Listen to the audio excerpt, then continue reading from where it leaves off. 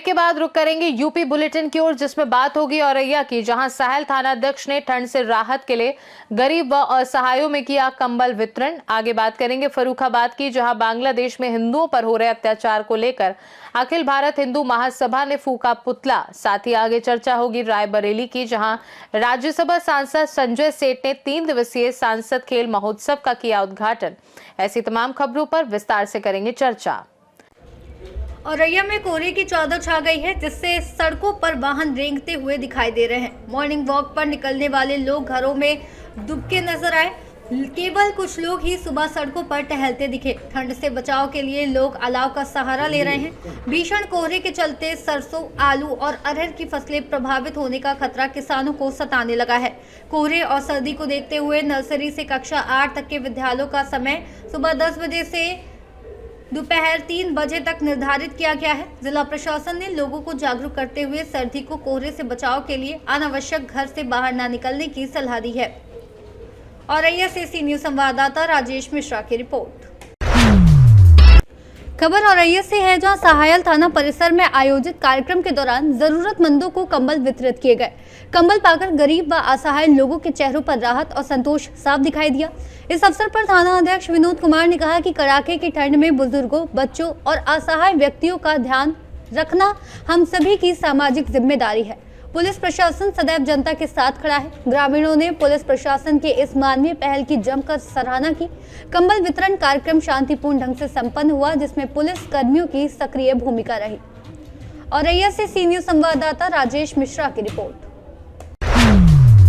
खबर फर्रुखाबाद से, जब बांग्लादेश में हिंदुओं पर हो रहे अत्याचार को लेकर अखिल भारत हिंदू महासभा ने फर्रुखाबाद में आवास विकास तिराहा पर बांग्लादेश का पुतला फूका। उसमें पूर्व उन्होंने लोहिया मूर्ति से लेकर आवास विकास तिराहा तक कैंडल मार्च निकाला। अखिल भारत हिंदू महासभा के युवा प्रदेश अध्यक्ष विमलेश मिश्रा के नेतृत्व में बड़ी संख्या में सोमवार की शाम को पदाधिकारी आवास में लोहिया मूर्ति के पास एकत्र हुए, जहां कैंडल मार्च निकालते हुए आवास विकास तिराहा पर पहुंचे, जहां पदाधिकारियों ने नारेबाजी करते हुए बांग्लादेश का पुतला फूंक दिया।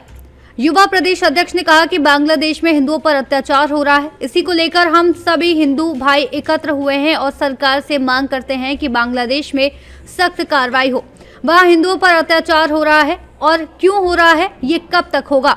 इस अत्याचार को हम कब तक सहन करेंगे? हमारी मांग भारत सरकार से हिंदुओं को खुला छोड़ दिया जाए तो बांग्लादेश को तहस नहस कर देंगे। हिंदुओं पर हो रहे अत्याचार का बदला लेने को तैयार है। इस दौरान बड़ी संख्या में पदाधिकारी मौजूद रहे। आज आप लोग रोड पे उतरे हैं, क्या मामला है, क्या कहना है? देखिए, आप सभी लोगों ने देखा होगा कि बांग्लादेश में जो हिंदुओं पे अत्याचार हो रहा है, उस अत्याचार के विषय में हम सभी हिंदू भाई आज फर्रुखाबाद में कैंडल मार्च और बांग्लादेश सरकार को पुतला फूंकने के लिए निकले हैं। सरकार से मांग करते हैं कि बांग्लादेश में सख्त जो कार्रवाई है वो की जाए। समस्त देशों के बीच में जो मुद्दा उठाया जाए कि हिंदुओं पे जो अत्याचार हो रहा है वो क्यों हो रहा है और कब तक होगा, और हम इस अत्याचार को कब तक सहन करेंगे।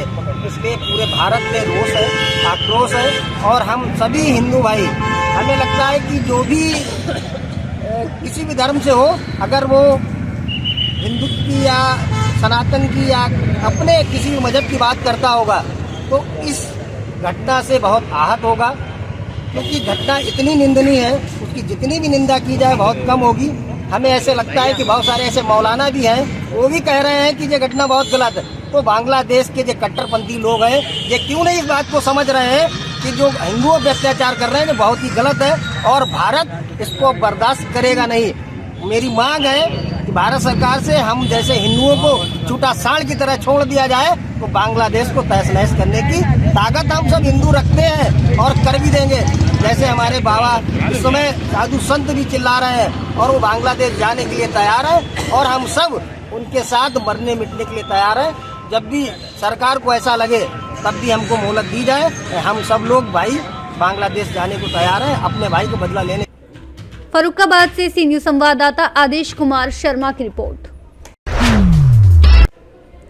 भारतीय मॉनसून के अनुसार आगामी 1 सप्ताह में मौसम में कोई बड़ा बदलाव आने की उम्मीद नहीं है। हालांकि मौसम विभाग के अनुसार बारिश के आसार नहीं है, लेकिन पश्चिमी हवाओं के प्रभाव से ठंड में वृद्धि हो सकती है। स्थानीय लोगों को सलाह दी जा रही है कि ठंड को देखते हुए विद्यालय जाने वाले बच्चों को गर्म कपड़े, टोपी, जूते और मोजे पहनाकर भेजें ताकि बच्चे ठंड से सुरक्षित रहें और अभिभावक भी चिंता मुक्त रहे। घने कोहरे के बीच केवल जरूरी काम के लिए ही घर से बाहर निकले। फतेहपुर की खागा नगर पंचायत द्वारा सार्वजनिक स्थानों पर ठंड से बचाव के लिए अलाव जलाने के लिए लकड़ियां उपलब्ध कराई गई हैं ताकि लोग परेशानी का सामना ना करें। स्थानीय प्रशासन और नागरिक दोनों मिलकर ठंड से निपटने के लिए उपाय कर रहे हैं ताकि सार्वजनिक जीवन पर ठंड का असर कम से कम पड़े। फतेहपुर से सी न्यूज संवाददाता बीके श्री की रिपोर्ट। मेहरौनी में एक किसान के साथ ट्रैक्टर बिक्री में गंभीर धोखाधड़ी का मामला सामने आया है। पीड़ित किसान का आरोप है कि उसे नया ट्रैक्टर बताकर बेचा गया, लेकिन बाद में ट्रैक्टर के अंदर का सामान पुराने ट्रैक्टर से बदल दिया गया। ये धोखाधड़ी किसान के अनुसार ट्रैक्टर मालिक प्रदीप चौधरी द्वारा मीठी बातों में फंसा कर की गई। किसान ने बताया कि पिछले 4 महीनों से लगातार अधिकारियों के चक्कर काटने के बावजूद उसे न्याय या ठोस कार्रवाई का कोई आश्वासन नहीं मिला। पीड़ित ने यह भी आरोप लगाया कि प्रदीप जान ने उसे जान से मारने की धमकी दी, जिससे वह मेहरौनी आने से भी डर रहा है। हाल ही में किसान ने समाधान दिवस के दौरान जिलाधिकारी को शिकायती पत्र सौंपकर उचित कार्रवाई की गुहार लगाई थी, लेकिन वहां से भी उससे कोई स्पष्ट आश्वासन नहीं मिला। अब ये देखना होगा कि प्रशासन इस गंभीर मामले को कितनी गंभीरता से लेते हुए जांच कराता है और पीड़ित किसान को न्याय दिलाने के लिए क्या कदम उठाता है। क्या नाम है दादा आपका? मेरा नाम है सर जगदीश। अच्छा, कौन से गांव के हैं आप? सुनवा। क्या समस्या हो गई है? मेरे जो समस्या हो गई सर के मैंने प्रदीप जैन से लिया था ट्रैक्टर। कहाँ पे रहते हैं? कौन है ये प्रदीप जैन? प्रदीप जैन बानिया है। हाँ, इनकी कहाँ की? मेहरौनी की। कहाँ पे दुकान है इनकी? इनकी जा है केवलाई रोड पे दुकान, टीकमगढ़ की। टीकमगढ़ रोड पे। और कौन सी काय की दुकान है इनकी? Power truck tractor. अच्छा, ट्रैक्टर की। हाँ। क्या समस्या हो गई? ये समस्या हो गई इस ट्रैक्टर में कि हमें इधर ट्रैक्टर ले आए। कब लाए थे आप? जो ले आए इसको हम हो गए 18 महीना हो गए ट्रैक्टर। 18 महीने हो गए। हाँ। हाँ। तो ट्रैक्टर ले आए तो वे कल बहुत अच्छा ट्रैक्टर है, बहुत चलता है ट्रैक्टर। हम ट्रैक्टर ले आए हम धनतेरस को। कितने सिलेंडर है आपका ट्रैक्टर? 4 सिलेंडर।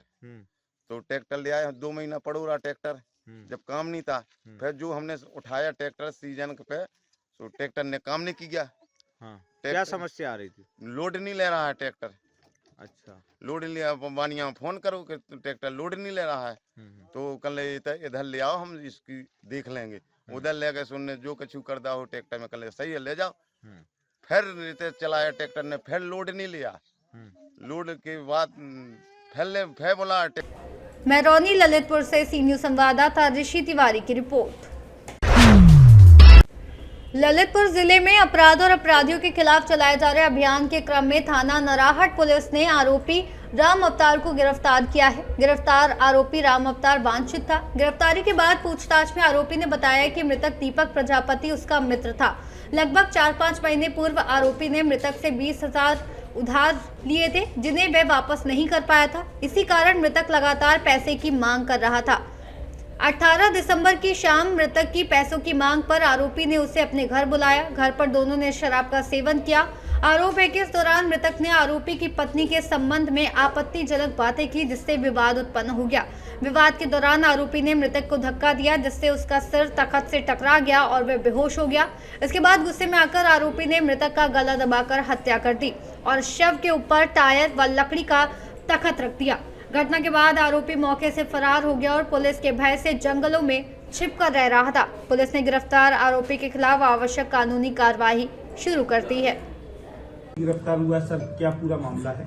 देखिए, नाराहट थाने क्षेत्र के अंतर्गत एक दुखद घटना हुई थी, जिसमें एक दोस्त ने ही अपने एक दोस्त की हत्या जो है वो की गई थी। तत्काल जैसे प्रकरण संज्ञान में आया था, मुकदमा पंजीकृत किया गया था और आरोपी की जो गिरफ्तारी है उसके लिए 4 टीमों का गठन किया गया था। उसी के क्रम में जो है जो मुख्य इसका आरोपी है, जिसका नाम राम अवतार है, जो नाराहट का ही रहने वाला है, उसको आज अरेस्ट किया गया है।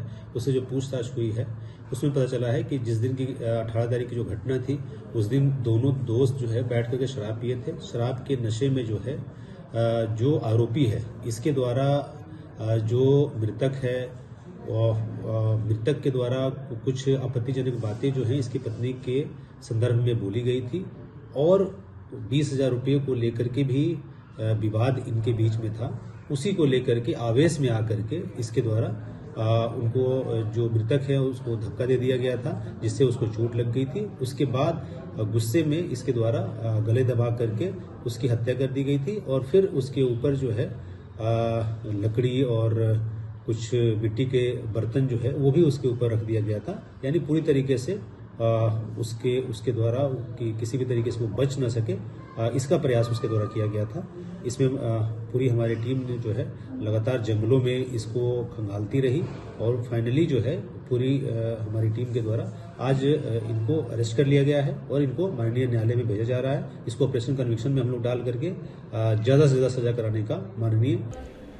ललितपुर से सी न्यूज संवाददाता विकास सोनी की रिपोर्ट। राज्यसभा सांसद संजय सेठ ने शहर के मोतीलाल नेहरू स्टेडियम में आयोजित 3 दिवसीय सांसद खेल महोत्सव का भव्य उद्घाटन किया।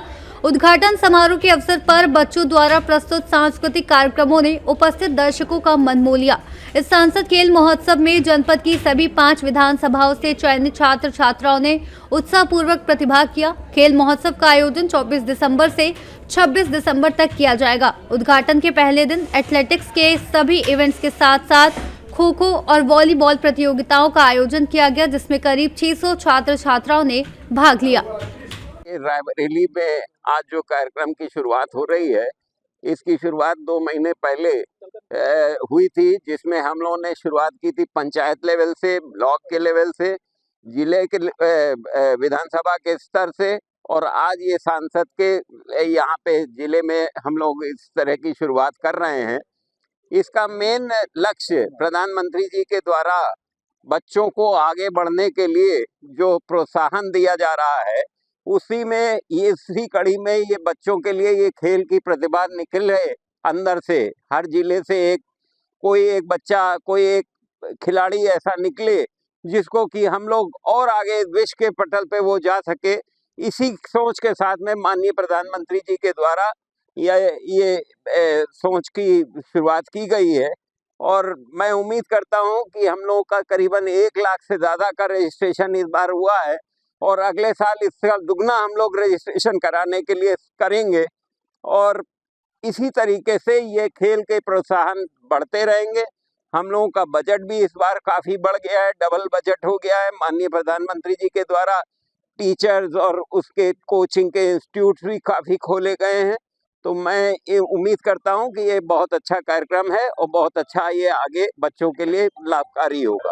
अखिलेश यादव ने आरोप लगाया कि भाजपा डर गई है, डर के पीडीए की महापंचायत को कैंसिल कर दिया। देखिए ये खेल का बच्चों के खेल के लिए हम लोग यहाँ पे आए हैं। रायबरेली से सी न्यूज संवाददाता मृदुलेश त्रिपाठी की रिपोर्ट। खबर शामली से है, जहां शहर के अजंता चौक रोडवेज बस स्टैंड के सामने दिल्ली रोड शामली पर सोमवार को दबंगई का सनसनीखेज मामला सामने आया। बताया जा रहा है कि 4 युवकों निशु निर्वाल, अभय काम्बोज, मनीष ने इलाके के दुकानदारों के साथ गाली गलौज और मारपीट की। जब दुकानदारों ने इस हरकत का विरोध किया तो आरोपियों ने गोली मारने की धमकी दी। घटना के बाद इलाके में दहशत का माहौल बन गया। दबंग अपनी गाड़ी छोड़कर भाग गया। दुकानदारों का कहना है कि आरोपी खुलेआम धमकियां देकर फरार हो गए। स्थानीय लोगों ने प्रशासन से आरोपियों के खिलाफ सख्त कार्रवाई की मांग की है। सूचना मिलते ही पुलिस को अवगत कराया गया है। पीड़ित दुकानदारों ने सुरक्षा की गुहार लगाते हुए कहा कि अगर समय रहते कार्रवाई नहीं हुई तो बड़ी घटना हो सकती है। शामली से सी न्यूज संवाददाता अविनाश शर्मा की रिपोर्ट। यूपी बुलेटिन में फिलहाल के लिए इतना ही। बने रहिए सी न्यूज भारत के साथ। हर खबर आपके साथ, आपके हाथ।